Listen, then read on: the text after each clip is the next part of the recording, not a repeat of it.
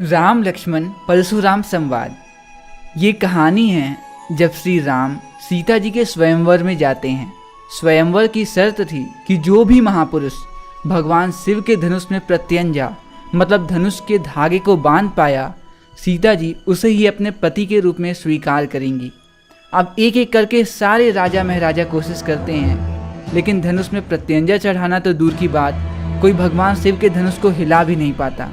आखिरकार श्री राम की बारी आती है और वो जैसे ही धनुष में प्रत्यंजा चढ़ाते हैं, धनुष टूट जाता है। धनुष टूटते ही हाहाकार मच उठता है। आसमान में बादल गरजने लगते हैं और तो और समुद्र में सुनामियां आ जाती हैं। ये देख भगवान शिव के परम भक्त परशुराम जी सब समझ जाते हैं और वो सभा में आकर कहते हैं, कौन है वो जिसने शिव के धनुष को तोड़ने का दुस्साहस किया।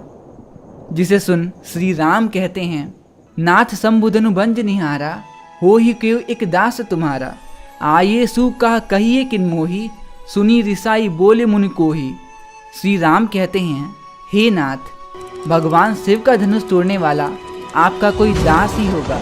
मुझे बताएं आपका क्या आदेश है। यह सुनकर परशुराम जी और भी ज़्यादा क्रोधित हो जाते हैं और कहते हैं, सेवक जो सो करे सेवकाई, अरि करनी करी करी ये लड़ाई।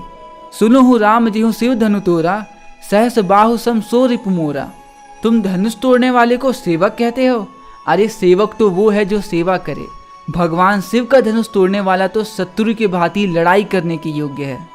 सुनो राम, जिसने भी भगवान शिव का धनुष तोड़ने का दुस्साहस किया है, वो सहस बाहु की तरह मेरा दुश्मन है। इसके बाद आगे परशुराम जी कहते हैं, सो बिलगाओ बिहाई समाजा, ना तुम्हारे जाही सब राजा।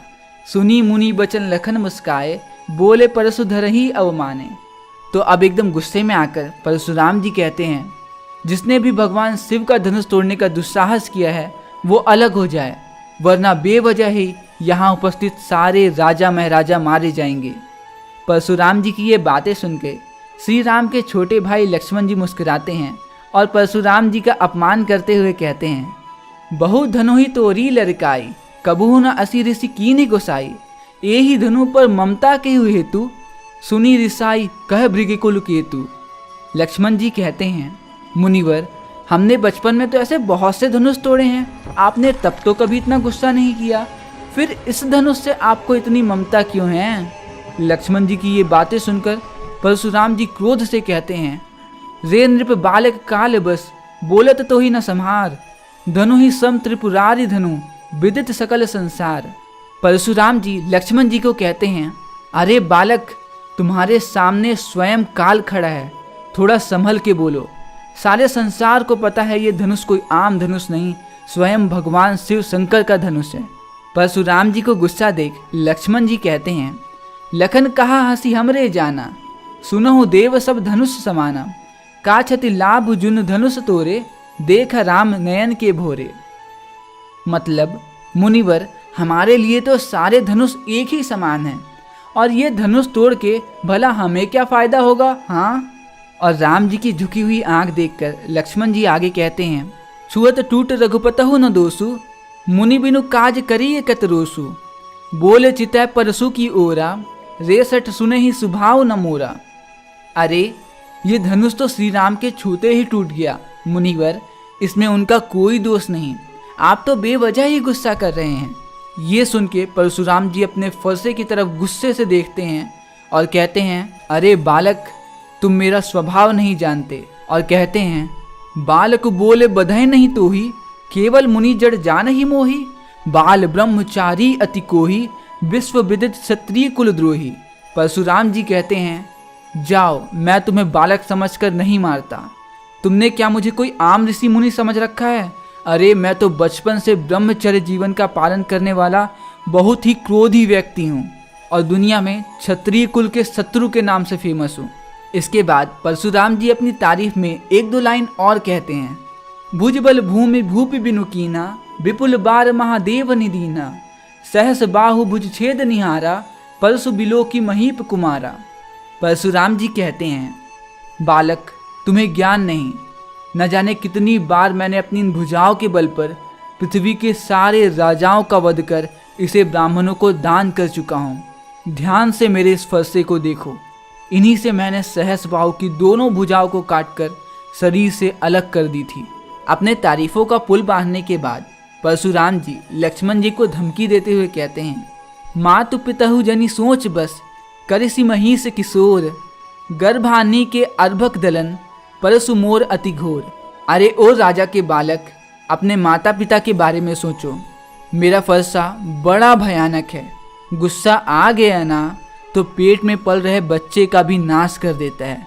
परशुराम जी की ये क्रूरता से भरी बातें सुनकर लक्ष्मण जी हंसते हुए कहते हैं, बिहसी लखनु बोले मृदबानी, अहो मुनिसु महाभटमानी, पुनि पुनि मोहि दिखावक उठारू, चाहत उड़ावन फूक पहारू। मुनिवर, लगता है आप खुद को बड़ा भारी योद्धा समझते हैं और ये बार बार मुझे अपनी ये कुल्हाड़ी क्या दिखा रहे हो? हाँ, आप बातें तो ऐसी करते हो जैसे फूक कर ही पहाड़ उड़ा दो।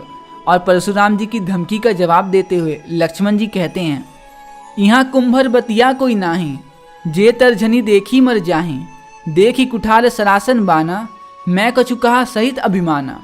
अरे मुनिवर, यहाँ कोई छुई मुई मतलब टच मी नॉट थोड़ी है जो आपकी उंगली देख कर ही मर जाए। और आप ये जो बार बार अपने कुठार और धनुष बाण दिखा रहे हो, मैं इनसे डरता नहीं हूँ, इन्हें देख कर ही पूरे अभिमान के साथ ही बात कर रहा हूँ। जिसके बाद लक्ष्मण जी परशुराम जी को आगे कहते हैं, भृगुसुत समझ जनेऊ बिलोकी, जो कुछ कहू सहो रिस रोकी, सुर मही सुर हरिजन अरुगाई, हमरे कुल इन्हें पर न सुराए। मुनिवर, आप जनेऊ धारण किए भृगुकुल वंश के साधु हैं, इसीलिए आपने जो भी कहा मैं उसे सह लेता हूँ। हमारे कुल में देवता, ब्राह्मण, भगवान के भक्त और गौ माता के ऊपर अपनी वीरता दिखाई नहीं जाती।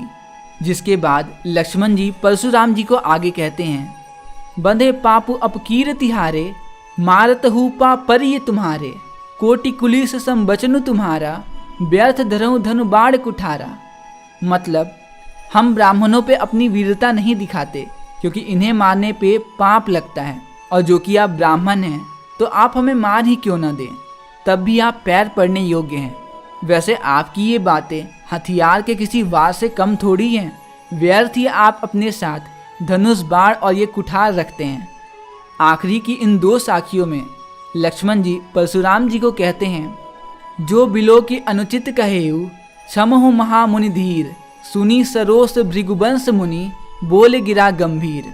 हे महामुनि, अगर आपको लगता है मैंने कुछ गलत कहा तो मुझे क्षमा कर दीजिए। यह सुनकर परशुराम जी बहुत ही गंभीर हो जाते हैं। तो बस यहीं पे ख़त्म होता है हमारे ये प्यारा सा चैप्टर। मिलते हैं अगली वीडियो में अगले चैप्टर के साथ। देखने के लिए प्लेलिस्ट में क्लिक करें और तब तक के लिए दीजिए मुझे इजाज़त। नमस्कार।